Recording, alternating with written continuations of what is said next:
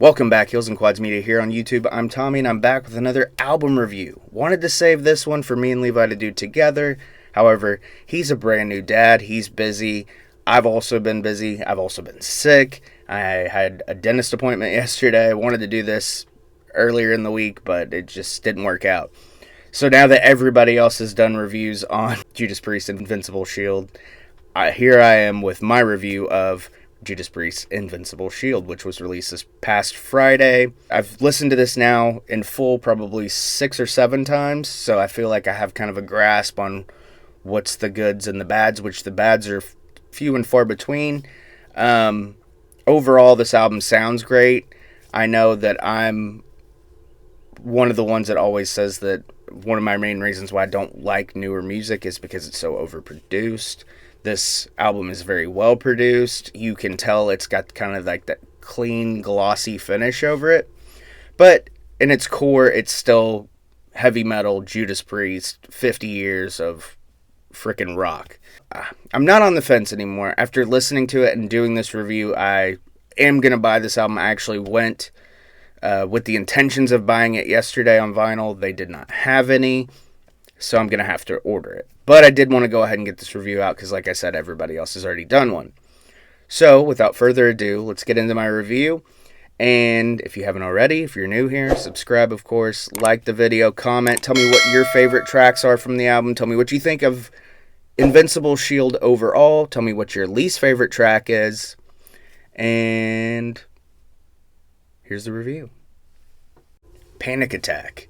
Heavy opener from the almost Mighty Morphin Power Rangers opening riff to Rob shrieking and a ripping solo. It's what you expect from Priest, especially from a single, and definitely will be a tour staple moving forward. The Serpent and the King, possibly the heaviest song on the album. Scott Travis's drumming is the standout for me on this one. My only complaint about Priest is that it never sounds like Ian Hill's bass is very high in the mix, but it's there. He's just a pro and it blends in well, which is just me loving bass and nitpicking. Just an overall crunchy sound. Invincible Shield, the title track. Melodic riff, it's like you've got another thing coming meets Painkiller. Catchy rallying cry for fans. Another singable guitar solo, which is all over this album. Whether it's Glenn Tipton, Richie Faulkner, or even producer, fill and guitarist Andy Sneap, it's fantastic. Devil in Disguise. A bit of a come down from the first 3 tracks. It's not a bad thing, just more of a hard rock than blistering metal, and that's just the groove. Doesn't take anything away from the song or Rob Halford's voice or guitar solo even. Gates of Hell. Catchy chorus, another well-constructed song. Rob really has a great way of enunciating each lyric. Definitely would have made a mixtape for a driving trip back in the day for me and my friends. Crown of Horns. Love the singing guitar intro on this one. This is the slower song on the album. Great sing-along. A song to show people who may not have been into Priest or aren't into Priest, just to see that it's not all fast and screaming, and it's got a great riff. As God Is My Witness. Here we go, another fast-paced ball crusher. We talked on the review of Bruce Dickinson's new album, Mandrake Project, about workout albums. This would be a terrific metal album to lift or just exercise to in general. Crown of Horns is kind of your break, then getting back into As God Is My Witness, you are telling yourself, time to get back to work. Love the guitar slide into the little breakdown about 2.5 minutes into the song, right before another blistering guitar solo. Trial by Fire, a crunchy riff, an excellent vocal by the metal god himself. It's amazing how great he sounds after 50 years of releasing albums. The delivery of Committed No Crime in My Innocence in the song is worth the price of admission alone for me. Escape from Reality almost has a late 90s, early 2000s riff to open, an audible bass finally.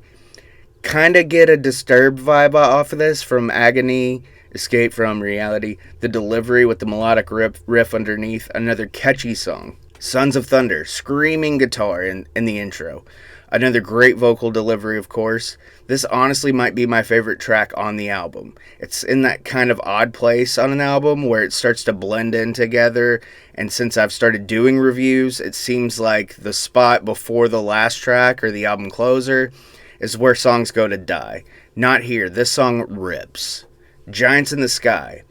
The album closer, not including the bonus tracks, which I'm not covering, but you can find them on streaming. It's an ode to the metal gods we've lost. But it's not a sappy tribute, it still rocks. It's almost in the same vein as Dio, or in the same realm. It's got that mystical, what's on the other side, but also wants to rock you to the core. And there it was, my review of Judas Priest, Invincible Shield, their 19th studio album, released this past Friday. They've started their tour. I've seen a couple of videos. They started in the UK, which is awesome. I'm still trying to figure out, they're doing a show in St. Louis in May, like a week before my birthday, so I'm still trying to figure out how I'm going to possibly attend that show, but we'll see. Hopefully I get to go. I'd love to see Priest.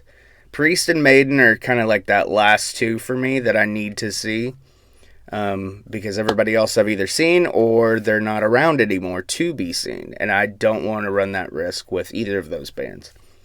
So, if you liked the video, subscribe, like, comment, tell me down in the comments what you like from this album, what you dislike from this album, what you think about it overall, what's your favorite track, what's your least favorite track, all that stuff. What is the best constructed song on the album? Let's really, get into that, pinpoint something. What's the most well-constructed song on Invincible Shield?